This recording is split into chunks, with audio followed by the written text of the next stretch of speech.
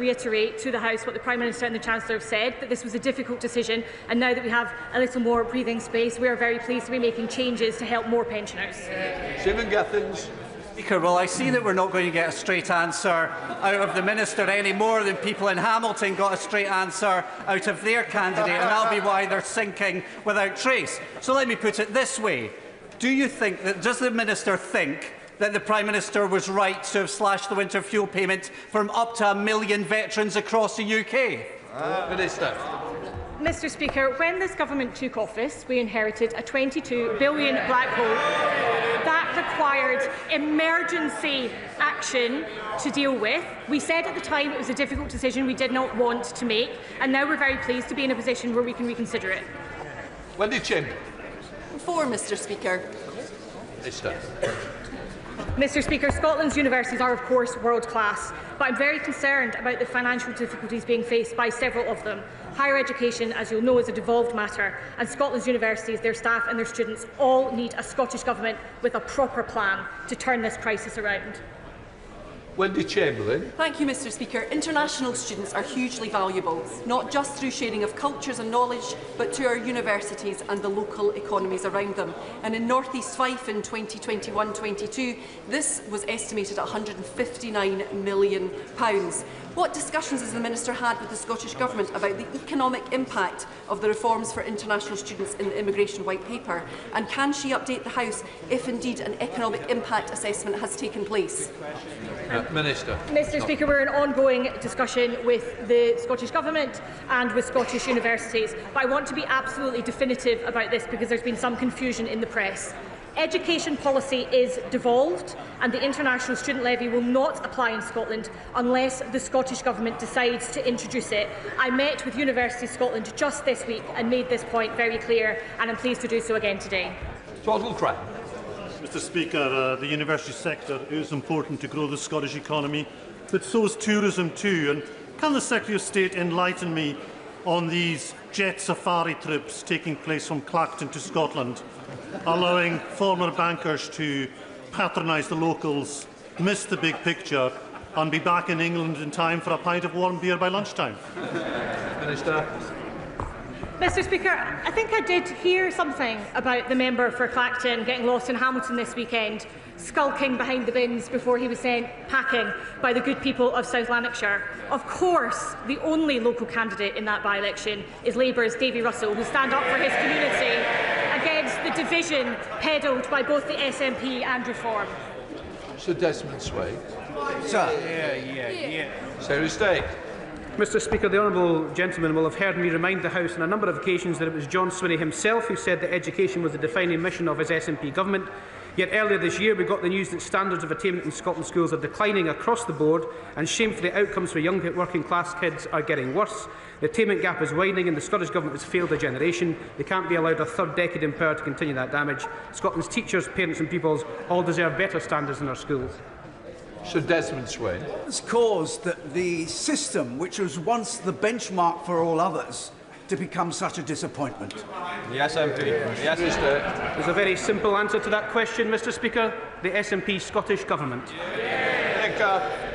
Thank you, Mr Speaker. When my right honourable friend discussed with SNP ministers the huge employment opportunities created for young people in Scotland by this government through announcements made this week, will he impress upon them the urgent need they finally tackle the persistent and in some areas widening attainment gap for people from poorer backgrounds they presided over, not only in Fife but also in South Lanarkshire, where these concerns have often been raised by residents of Hamilton, Larkhall and Stonehouse? Secretary of State.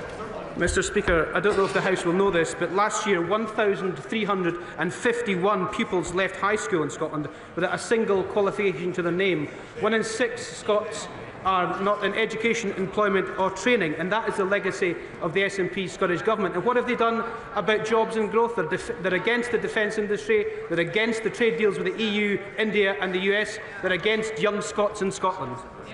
Euston. Question number 6, Mr Speaker. Minister. Mr Speaker, our recent trade deals with the United States, India and the EU will improve access to vital markets for businesses in both Scotland and Northern Ireland. These are deals with the most populous country in the world, the richest country in the world and our most important trading partner. I recognise the importance of economic cooperation between Northern Ireland and Scotland, and indeed earlier this week I met with my honourable friend, the member for South Antrim, and a local business to discuss exactly this. Mr. Speaker, would the Minister consider setting up a meeting with the Secretary of State for Northern Ireland to consider creating a trade fair between Northern Ireland businesses and Scottish businesses? This would create networks, possibly create jobs, and would be great for the economy for both Northern Ireland and Scotland, and would certainly go down well with businesses in North Down, my constituency, and right across the UK. Mr. Speaker, I'd be delighted to see more trade between Scotland and Northern Ireland, and will very happily meet with colleagues in the Northern Ireland office to explore that. Alan Gamble.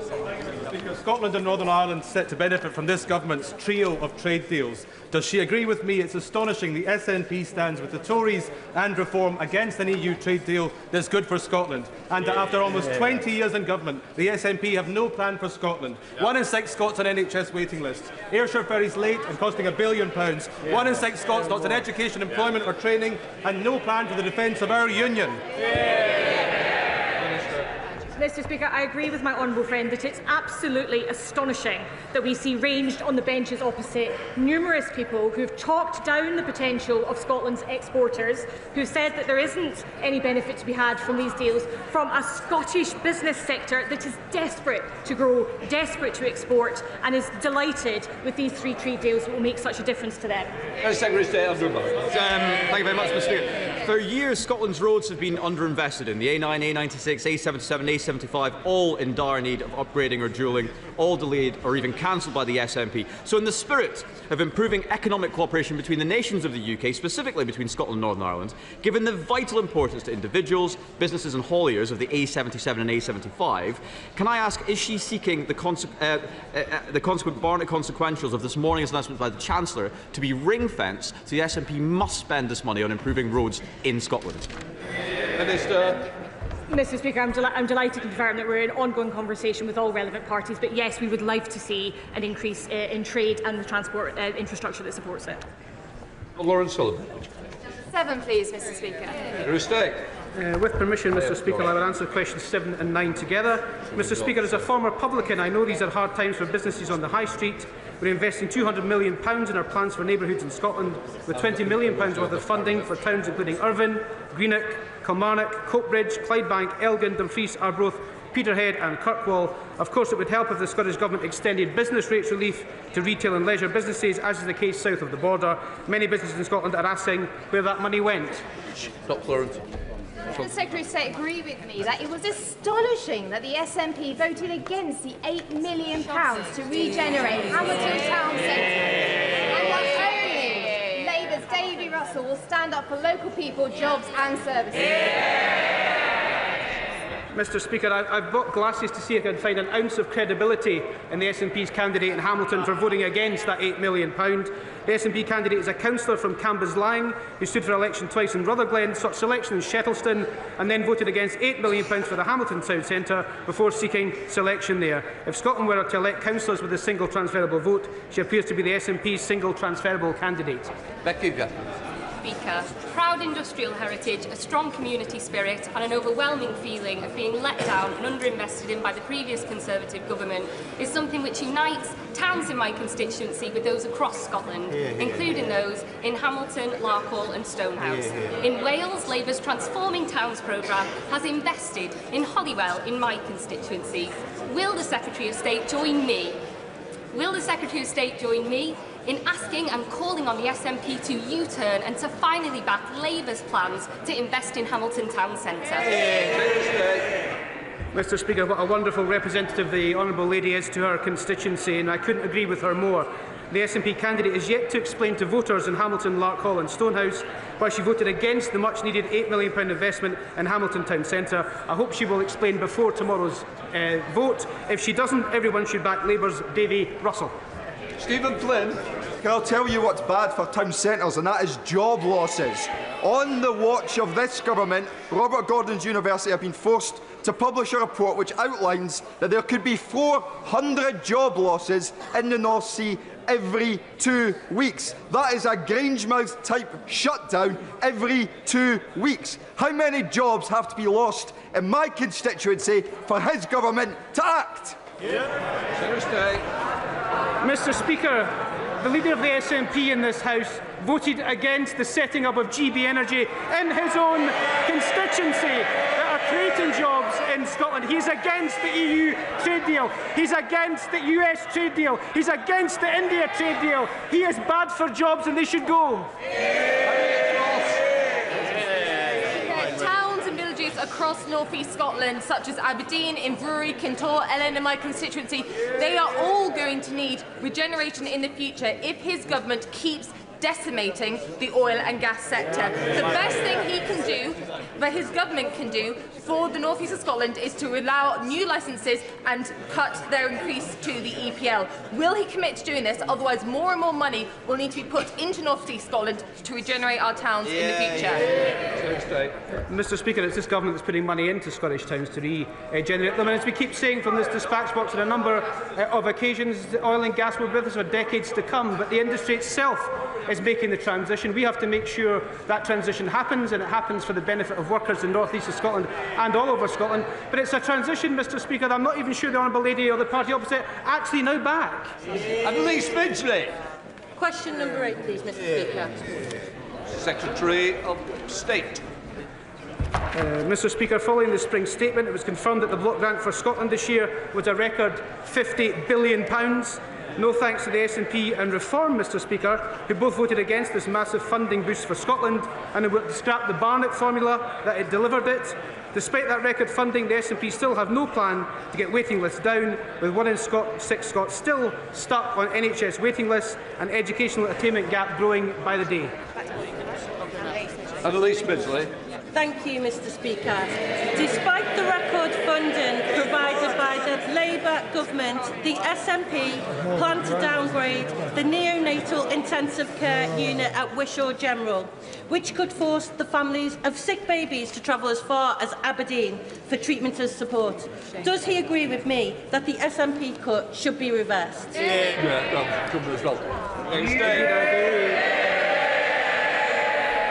Mr. Speaker, as the father of an 18-week-old daughter, I'm absolutely horrified by these proposals, and I know it will be causing anxiety for families across Lanarkshire. That's why it's so disappointing to see the SNP candidate in the Hamilton by-election back these plans to downgrade the Wishaw neonatal unit. The way to send a message to the SNP that this is unacceptable is to vote for Davy Russell tomorrow in the Hamilton, Larkhall and Stonehouse by-election. David Smith. Mr. Speaker. Minister. Mr. Speaker, the Chancellor's autumn budget delivered the biggest settlement in the history of devolution for the Scottish Government, £50 billion. I want to see that cash reach the frontline services which have suffered years of cuts under the SNP. And that record settlement is only possible because of the Barnett formula, something opposed not only by the Scottish Nationalists, but also the member for Clacton, whose reform circus was sent packing from Hamilton this week. David Smith. Mr. Speaker, the largest ever devolution settlement of £50 billion is great news for Scotland and its local authorities. But under the SNP, there are 840,000 cases on NHS waiting lists.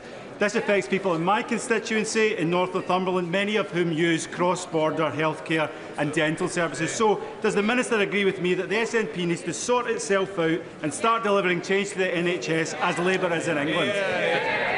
Minister. Mr. Speaker, I could not agree more. In England, waiting lists have fallen since Labour came to office less than a year ago, while in Scotland they continue to rise, and now we see nearly 1 in 6 Scots waiting for treatment.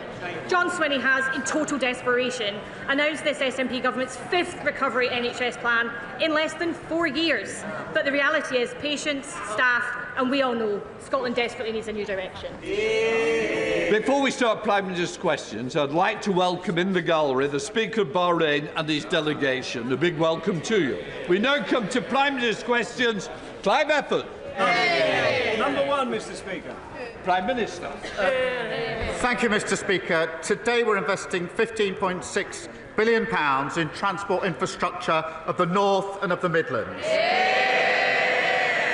Mr. Speaker, we're decisively turning the page on a failed economic model of low investment, and we're backing the talent and prospects of the whole country. And over coming weeks, we'll set out plans for further investment and renewal. Mr. Speaker, our strategic defence review shows this government will never gamble with our national security. Through the biggest sustained increase since the Cold War, we will transform our defence, strengthen our nation and invest in jobs and industry across the United Kingdom. Mr. Speaker, this morning I had meetings with ministerial colleagues and others. In addition to my duties in this House, I shall have further such meetings later today.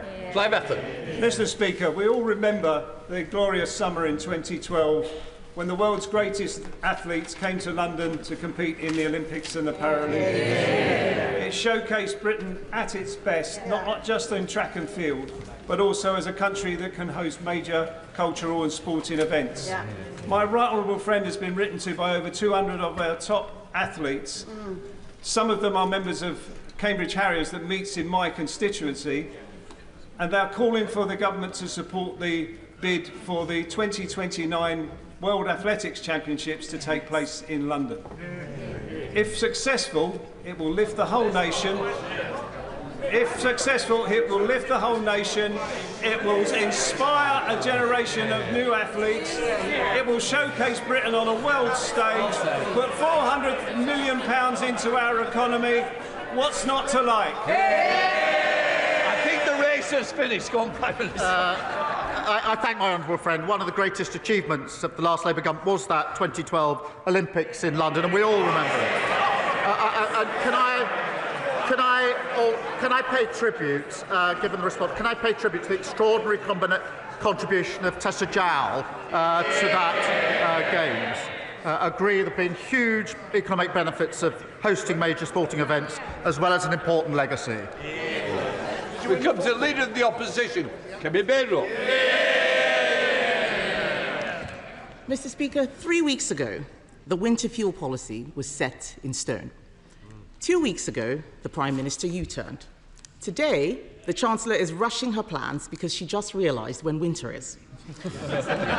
So, on behalf of the pensioners who want to know, can the Prime Minister be clear with us here and now? How many of the 10 million people who lost their winter fuel payments will get it back? Prime Minister. Well, I'm glad to see she's catching up with what happened 2 weeks ago. Mr. Speaker,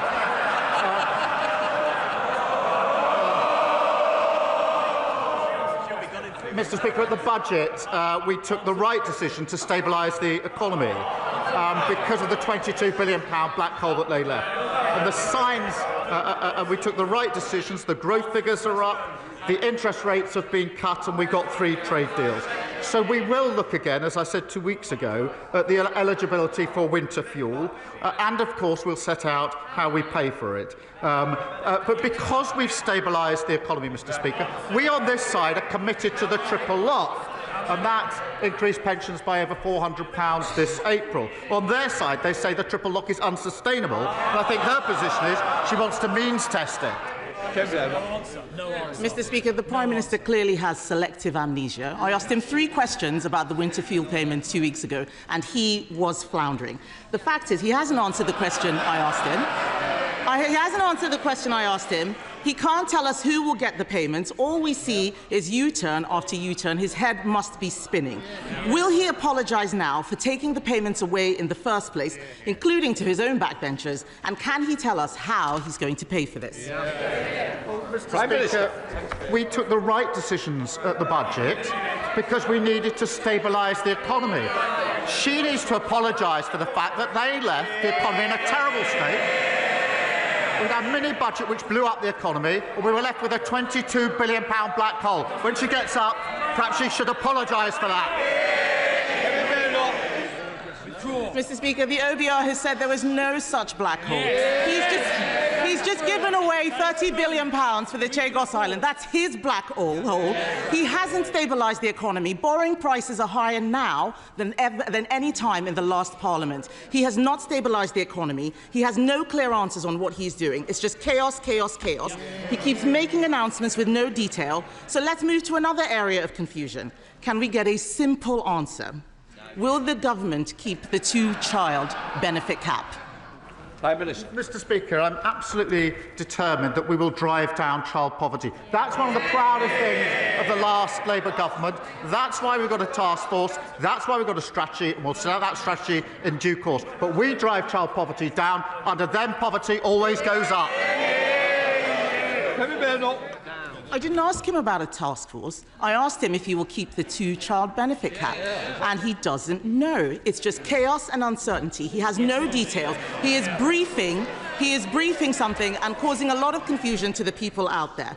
But on that two-child benefit cap, Mr. Speaker, I'll tell him this. I believe in family, but I also believe in fairness. Yes. On this side of the House, we believe that people on benefits should have to make the same choices on having children as everyone else. Yes. What does the Prime Minister believe?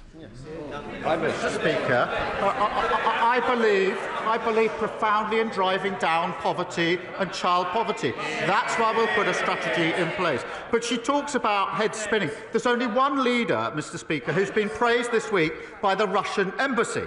And if she carries on echoing Kremlin talking points like this, Reform are going to be sending her an application form for membership. Mr. Speaker, I asked the Prime Minister what he believes in. He had to look in his folder to find the answer. His MPs behind him know what they believe in. He doesn't know.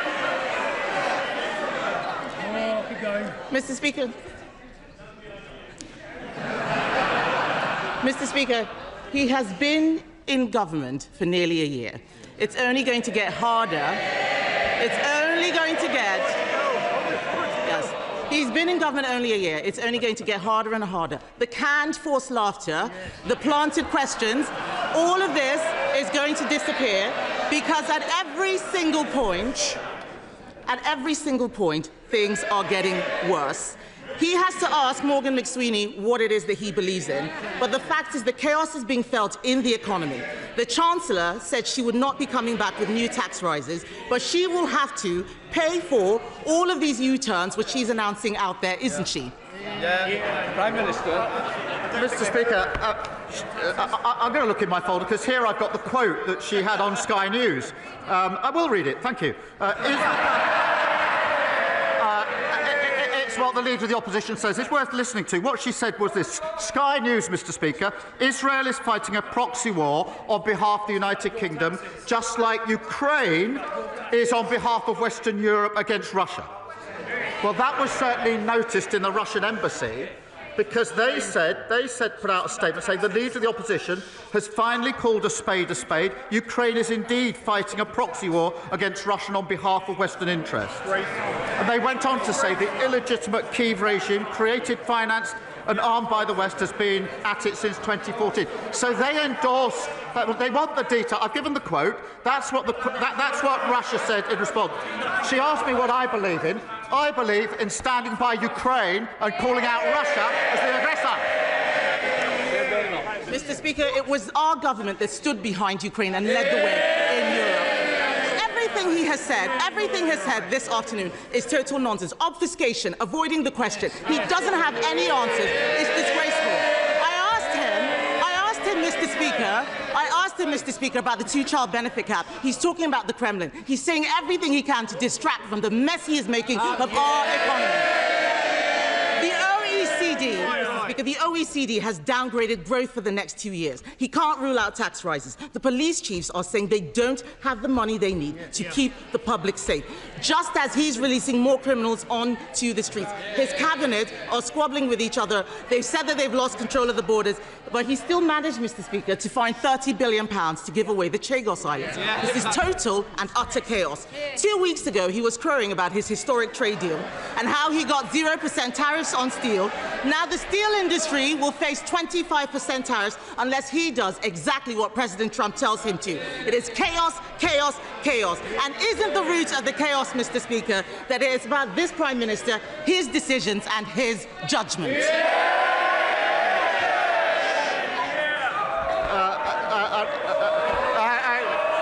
The only advice, Mr. Speaker, she gets up on a Wednesday morning, scrolls through social media, never does anything. We're the only country in the world that isn't paying the 50% tax on steel. And we're working in the US, and that will be coming down. We are working on it to bring it down to zero. That is going to happen. Order. Please. Let's listen to the answer, even if you don't believe you're getting one. It is how the Prime Minister wishes to. What did she opposes the US deal, she opposes the India deal, she opposes what we're doing with the EU, and she opposes Diego Garcia. That's a vital intelligence and strategic capability. Absolutely clear that legal uncertainty would compromise that capability in a very short time. No responsible Prime Minister would ever let that happen. We have secured the long-term basis for the base. That has been welcomed by Mr. Speaker, welcomed by the US, NATO, Australia, New Zealand, India. They're our allies. It's been opposed by our adversaries, Russia, China and Iran. And into that column we have reform, presumably following Putin, and the Tories following reform. Hammer.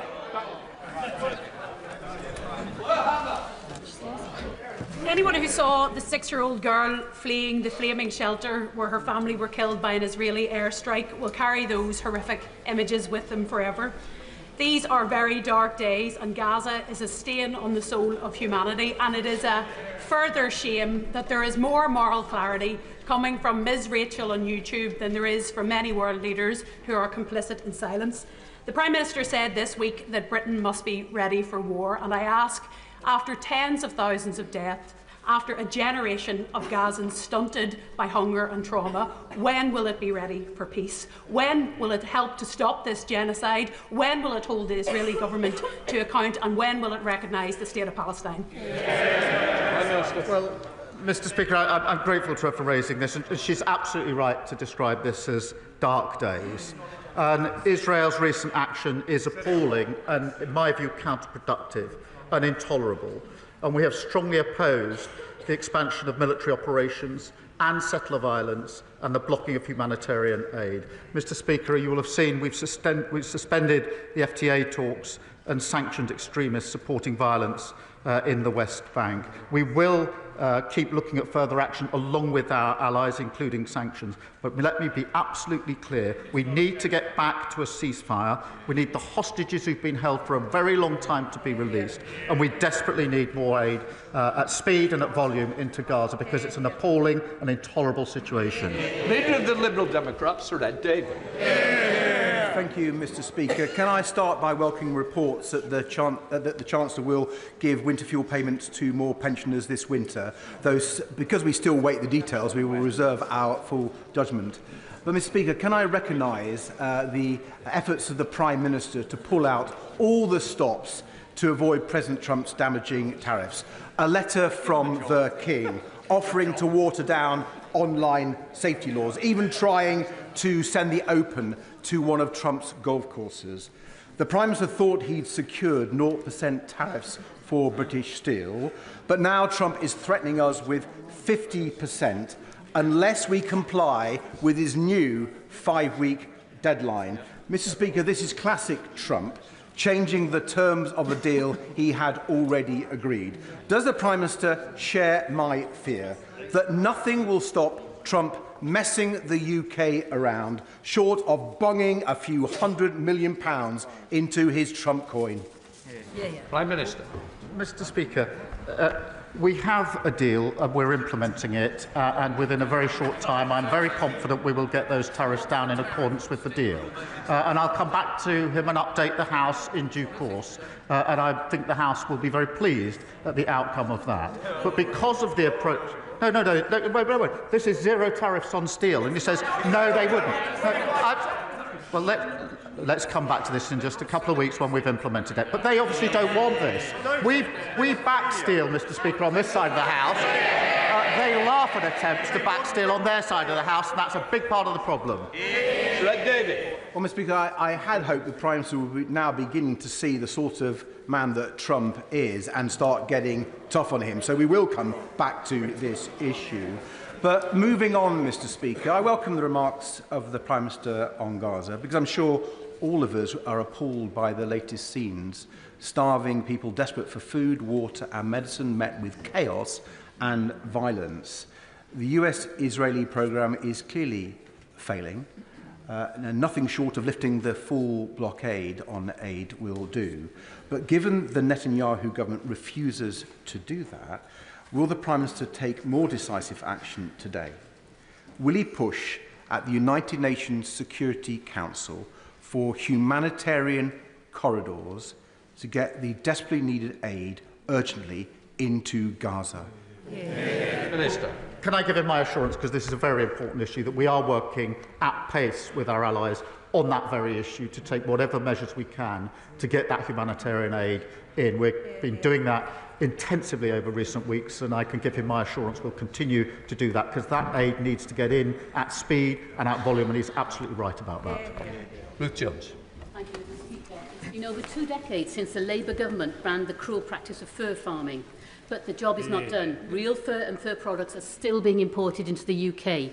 This week, I delivered a petition to Number 10 with over 1 million signatures calling for a fur-free Britain.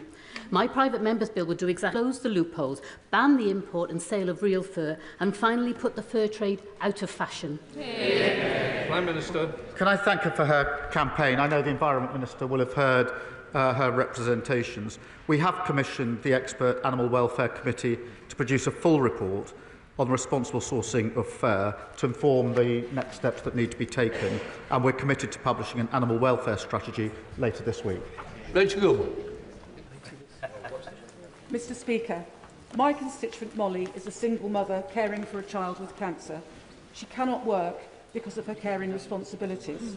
Since January, she has tried to claim disability living allowance and universal credit, but faced constant DWP bureaucracy. This bureaucracy is continuing right up to yesterday, when she received yet another frustrating letter from the DWP about her DLA.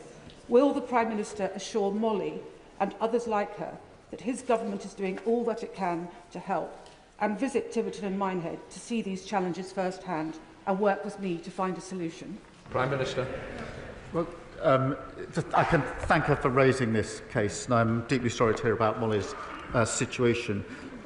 We are improving the lives of those that need it. But what I'll do, with her permission, the Secretary of State, the DWP, has just said to me, I'll look into the case. So if she could provide the details, I'll make sure that it gets proper attention and that we can deal with the particular problem she's raised. And I'm grateful to her, and I'm sure Molly is, for raising it. And I hope now we can take the action that's necessary. Alex Burris. Mr. Speaker, in Wales, we will never forget how our steel industry was neglected by the Conservative government. They made unfunded promises, they refused to make critical decisions, and they left Port Talbot on a cliff edge.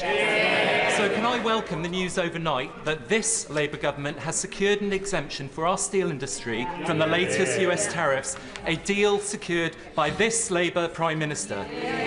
Can I ask the Prime Minister if he will take this opportunity to update the House on what further work he is doing in order to support our steel workers across Wales and across our United Kingdom? He's doing great work with the Welsh Labour colleagues to champion working people in Wales. Mr. Speaker, the United Kingdom is the only country in the world which won't be subject to the additional tariffs announced today, the only country in the world, and we are working with the US at this moment to swiftly implement the agreement that we've reached, which will see the 25% tariffs removed. We want that, they don't want that, and that's crucial. That is crucial for British jobs. We fought tooth and nail for our steel industry, saving jobs at British Steel and improving the deal at Port Talbot, and we'll continue to do so. Brendan O'Hara. Thank you, Mr. Speaker. The Prime Minister has repeatedly told this House that it is not for him or his government to determine what is and what is not a genocide. But that position is no longer tenable, because at the High Court recently, the Prime Minister instructed his lawyers to argue that in Gaza, and I quote, no genocide has occurred or is occurring. So the truth is, his government has made a determination. The question is, does he have the courage of his convictions, and will he repeat from that dispatch box what he told his lawyers to argue in the High Court, that he believes that no genocide has occurred or is occurring in Gaza? Prime Minister. Mr. Speaker, I've said that we are strongly opposed and appalled by Israel's recent actions. I've been absolutely clear in condemning them and calling them out, whether that's the expansion of military operations, settler violence, or the dreadful blocking of aid. It's completely unacceptable. We must see a ceasefire, hostages must be released, and there must be aid into Gaza. But he talks about peace and security, Mr. Speaker. Compare their party, as I understand it, at this moment of global instability, as we go into a new era. What do they want to do? They want to get rid of the nuclear deterrent, the single most important capability that we have to keep the UK safe, harming the industry and harming the country. Thank you very much, Mr. Speaker. Carnegie UK was established by Dunfermline-born philanthropist Andrew Carnegie, and they found that people under 49 are twice as likely to have been negatively impacted by the rising cost of living compared to those over 65s. Mr. Speaker, it's vital we increase opportunities for younger people and help put more money in their pocket. But sadly this week we saw the Scottish Government seek to close off an opportunity for young people by refusing to support new skills investment from Rolls-Royce, while the college sector in Scotland also warns of a funding crisis. Can I ask the Prime Minister what more he is doing to make sure young people in Scotland get the opportunities they deserve despite a failing and stagnant SNP Scottish Government? Well, I thank him for raising this. At a time of global conflict, it is staggering that the SNP policy is to block an £11 million investment for a new national welding centre on the Clyde. To block it. I was there, Mr. Speaker, earlier this week. I saw the huge potential for apprenticeships, for job opportunities and for young people. I support it, they block it. In England, Mr. Speaker, we're backing 120,000 more apprentices and £3 billion of funding as part of our plan for change. And despite the highest funding settlement in the history of devolution, they're cutting college budgets, they're blocking opportunities, they have no plan for Scotland's future. Sir Poaching. Given the Prime Minister's desire to strengthen strategic alignment with our European neighbours, will he, in the interests of public safety, follow the lead of France, Denmark, Belgium and others and ban the burqa? Prime Minister.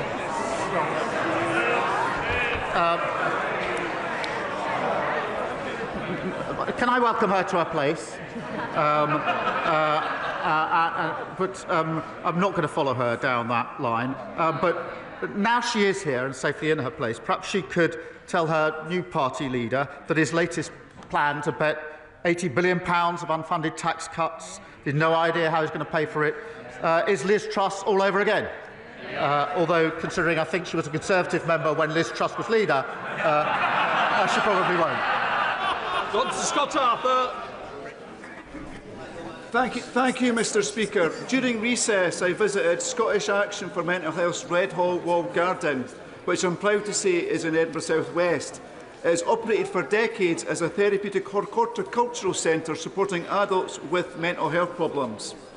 Like similar community mental health services across Scotland, it is now under threat. It faces potential closure due to chronic underfunding of IGBs by the SNP government.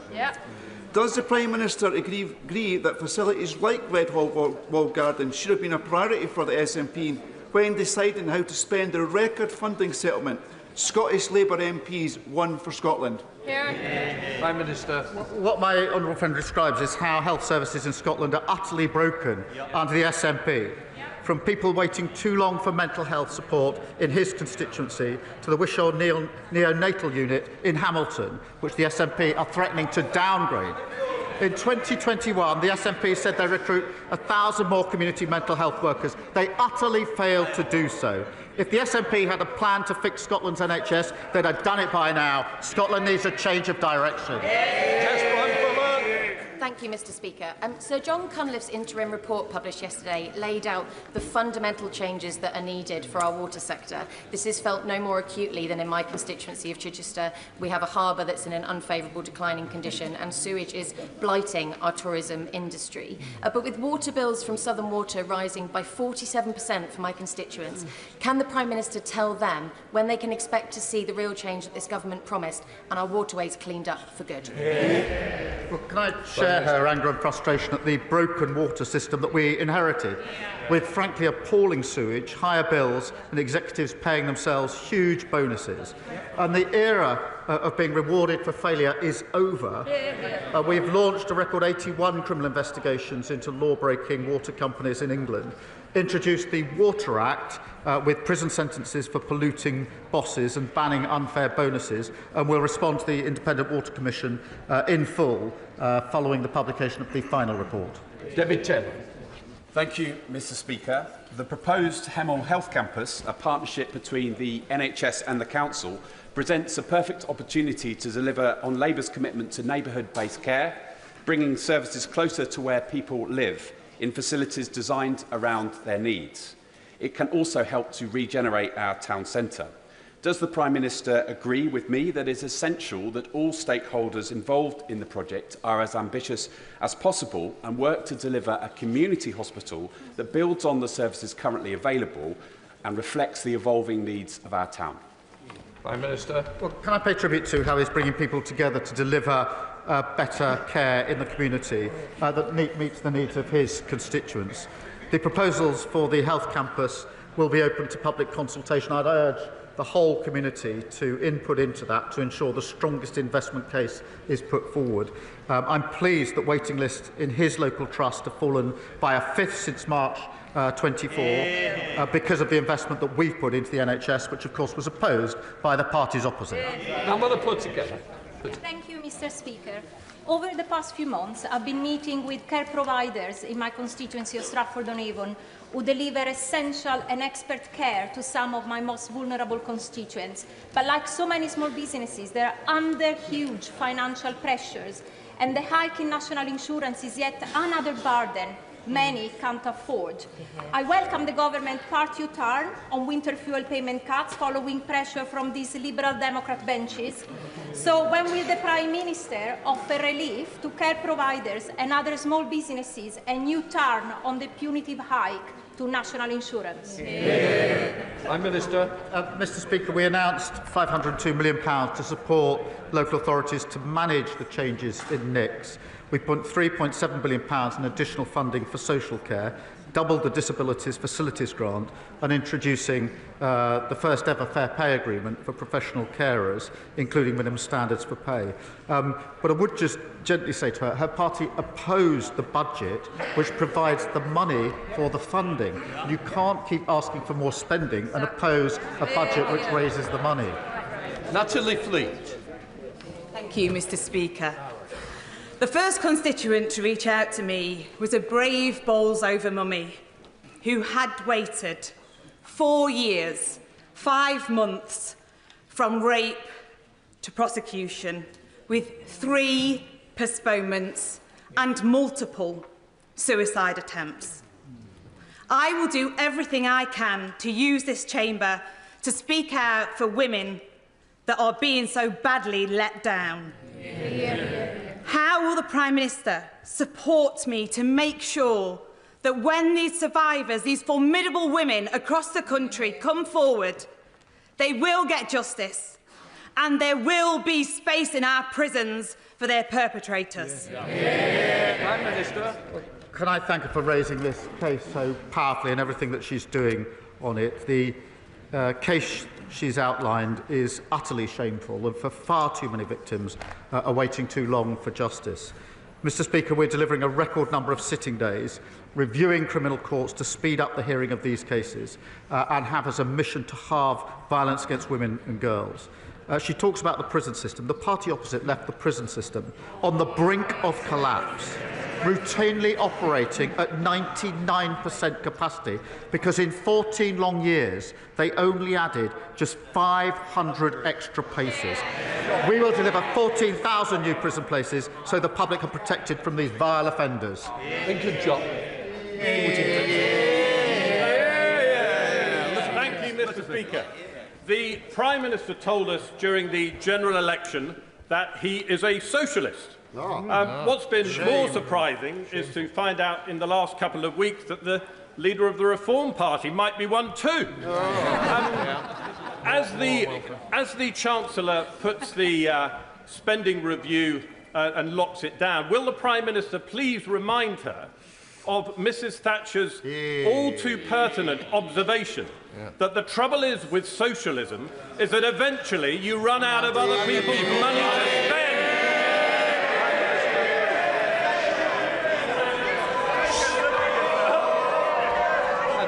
Was it Kwasi Kwarteng that he replaced? And now he stands there to give lectures on economic prudence. You couldn't script it. But, Mr. Speaker, the difference between the Labour government and the parties opposite in reform is we believe in properly costing our plans. They've got £80 billion worth of unfunded commitments. Liz Truss 2.0. Chris Webb. Thank you, Mr. Speaker. Blackpool's own boxing champion Brian Rose uses his gym to tackle knife crime, antisocial behaviour and give young people a safe space, demonstrating the significant impact of amateur gyms.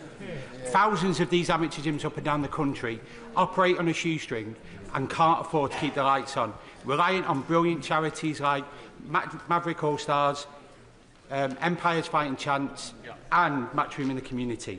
Would the Prime Minister join me in thanking these charities, praising the volunteers in these gyms, and will he throw a haymaker behind these gyms, giving them the knockout support they need to continue their vital work? Well, can I thank him? He's a great champion for how amateur boxing gyms can transform both physical and mental health and confidence in young people. And the time, I have to say, given by selfless volunteers is inspiring, and we should thank them for it.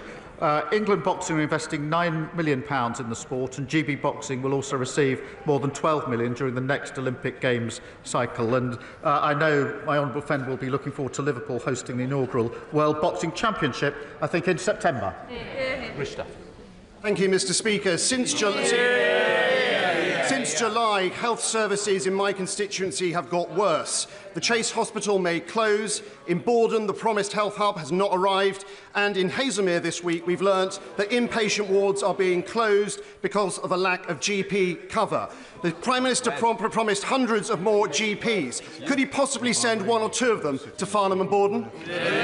Prime Minister. Mr. Speaker, I remind myself they left the NHS on its knees. The last Labour government brought the waiting list down to record lows. They drove them up to record highs. The last Labour government had the highest possible confidence in the NHS. They dragged it down to the lowest ever levels. Because of the money that we're putting in, we've done 3 million extra appointments in the first year of a Labour government. That's the difference Labour makes in power. David Pinto-Chichinsky. Mr. Speaker, the Environment Agency predicts that 8 million homes, that's 1 in 4 in England, could be at risk of flooding by 2050. But despite this, the party opposite presided over a tripling of the proportion of our flood defences deemed not adequate. By contrast, this Labour government is investing over £2.6 billion in new flood defences, including in the Greenway in my Hendon constituency. Does the Prime Minister agree with me that it's a shame that not all parties share this government's determination to keep homes safe from flooding? Prime Minister. I thank you for highlighting this, because the party opposite left our flood defences in the worst state on record. It's prisons, it's NHS, it's the economy, it's flooding. Every single thing they touched, they broke. We're investing £2.65 million to build and maintain flood defences, and that means 52,000 more properties will be protected by March of next year. Mr. Speaker, Glastonbury is experiencing a notable increase in antisocial behaviour. St John's Church was recently forced to close its doors after gravestones were reportedly used as counters for drug transactions. Constituents Peter and Melanie told me that people have been targeted when collecting their pensions with demands for money, leaving them feeling scared and overwhelmed. The lawlessness is deterring tourists, and business owners have told me trade is suffering. As visitors start to arrive ahead of the Glastonbury Festival, could the Prime Minister reassure my constituents that he will give the police the additional resource that they need to tackle this threatening and menacing behaviour to reduce the devastating crime wave sweeping through the town? Well, she's absolutely right to raise this, and antisocial behaviour massively impacts on individuals and their communities, and that's why we're introducing 13,000 new neighbourhood police and giving them better powers, respect orders, so they can actually deal with what they see on the streets effectively. It's very important we take this seriously. David Burton-Sampson. Thank you, Mr. Speaker. This time last year, Southend United Football Club almost went bankrupt thanks to the mismanagement by the former owner. But on Sunday, they made it to Wembley for the National League playoff finals. And despite being beaten by Oldham Athletic in the 11th hour, it was like the phoenix rising from the flames to see them on the pitch. So will the Prime Minister join me in congratulating Southend United on their outstanding recovery and give me an assurance that the government's doing all they can to make sure that no club ever has to go through what our club went through? Let me congratulate Southend on what was an incredible achievement. Commiserations for the final result. One of the police officers on my team, Mr. Speaker, is an ardent Southend supporter, so I know all about the team and the plans and the stadium and what it means. But I should also congratulate Oldham, of course, for that victory as well. Thank you.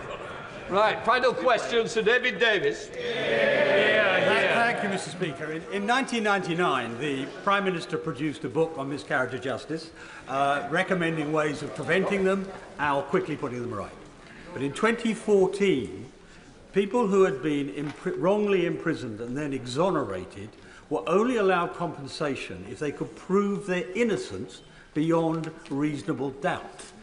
This ignored the decision of the court exonerating them and actually meant that 93% of people who had been wrongfully imprisoned, often had their lives destroyed, got no compensation whatsoever. This is an institutional miscarriage of justice. Will he instruct the Department of Justice to review this matter and pay personal attention to actually getting this travesty of justice resolved? Prime Minister. Well, he raises a really important issue that I'm obviously aware of. It is right that victims of miscarriage can apply for compensation and appropriately do so, and I'll take away what he says and have it looked at. Right, with that completes Prime Minister's questions. Let the front bench change over.